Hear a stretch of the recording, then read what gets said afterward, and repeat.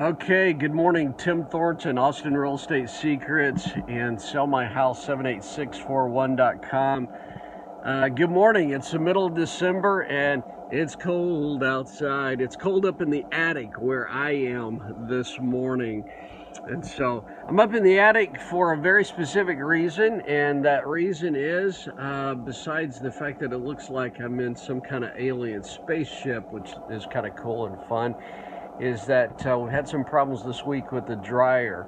I'm about 10 or 12 feet directly above the dryer, the utility room, which is in the middle of the house. Very convenient location for utility room.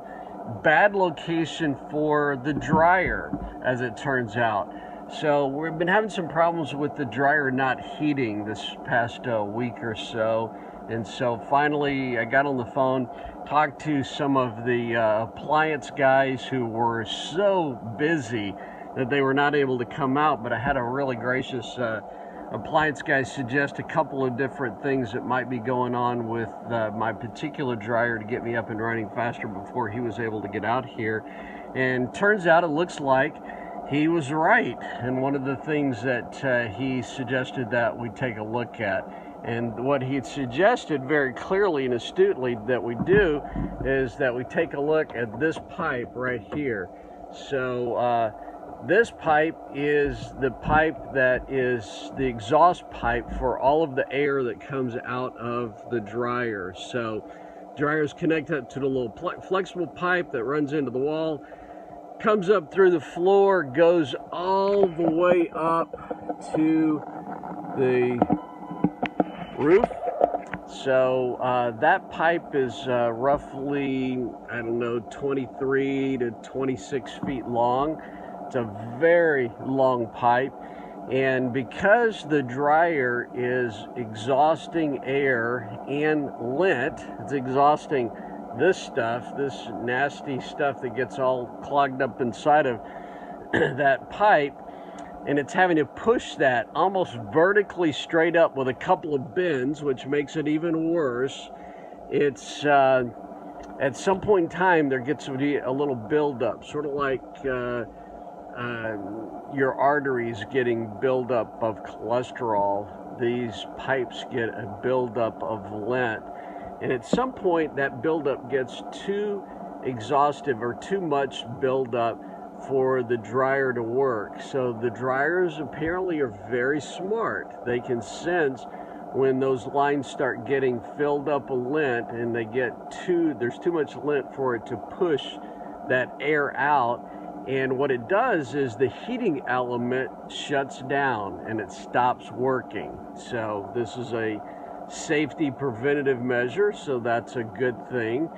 I guess it gives the appliance guys a reason to come out as well to fix it, but more importantly, it keeps a fire, or prevents or reduces the risk of fire. And so that is a very important safety element.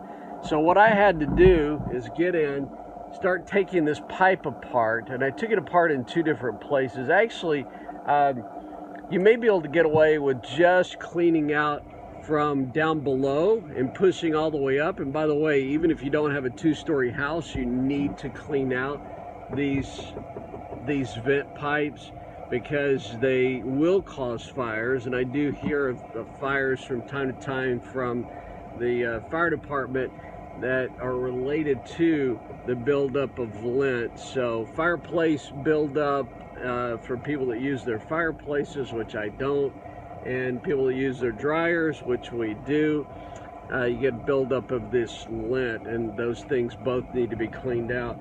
So what I did was I got on a ladder. You see I've got a ladder up here in the attic, which is very painful to get up here. And Jeannie went and bought this little guy, which is just a little cleaner from Home Depot with a flexible push-pull pin or stick on there that comes in 3-foot lengths up to 12 feet. I guess if you had two of those kits, you could go quite a bit further than that, go about 20 feet or so on that. And it provided you don't have any bends in your pipe, So once you get to a bend, you actually have to back out and start from the other side. So I took parts of this pipe apart, which were a little bit of a painful exercise, ran the cleaner through them, cleaned all of this lint out of there, which I had lots of this that was in there, although not as much as I expected I would find, just enough to clog it up.